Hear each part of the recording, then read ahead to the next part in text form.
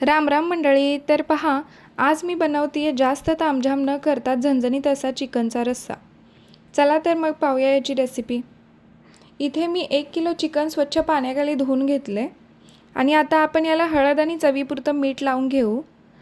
इथे मी हळद आणि मीठ चिकनमध्ये हातानेच मिक्स करते जेणेकरून हळद आणि मीठ त्याला व्यवस्थित लागेल. त्याचबरोबर मी थोडेसे आले, 1 हिरवी मिरची जिला मी भाजली आहे, त्याचबरोबर कोथिंबीर आणि 2 लसणाचे गड्डे सोलून पाकळ्या घेतल्यात. आता याला पाणी न घालता मिक्सरवरती वाटून घेऊ व ती पेस्ट पण या चिकनला लावून घेऊ. त्याचबरोबर थोडासा लिंबू पण मी पिळून घेतला आहे.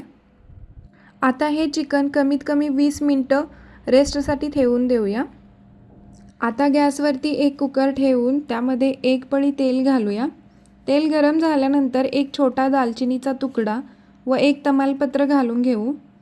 ते भाजल्यानंतर इथे पहा, मी रस्सा जितका करणार आहे त्याच्या हिशोबाने घरचा कांदा लसूण मसाला घेतला आहे. आता याला गॅस कमी ठेवून चांगला तेलावरती परतून घेते म्हणजे रस्स्याला चांगली चव येईल. याच्या व्यतिरिक्त मी कोणताही पावडर मसाला यामध्ये नाही घालणार आहे.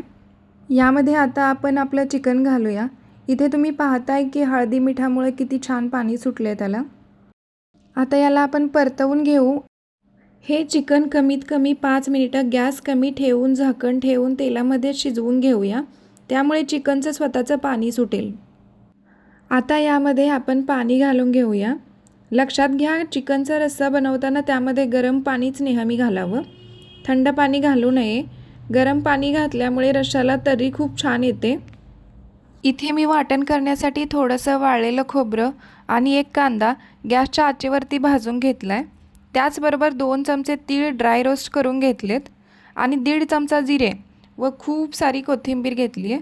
आता या सगळ्याचे आपण पाणी घालून मिक्सरवरती मऊ पेस्ट बनवून घेऊया. हे वाटण आपण रस्स्यामध्ये घालू. त्याचबरोबर तुम्हाला जितका रस्सा हवा आहे तितकं गरम पाणी यामध्ये घाला.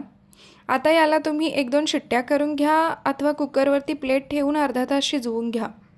अर्ध्या तासानंतर आता इथं माझं चिकन शिजले आणि रश्श्याला किती छान झणझणीत लाल बुंद तर्री आली आहे.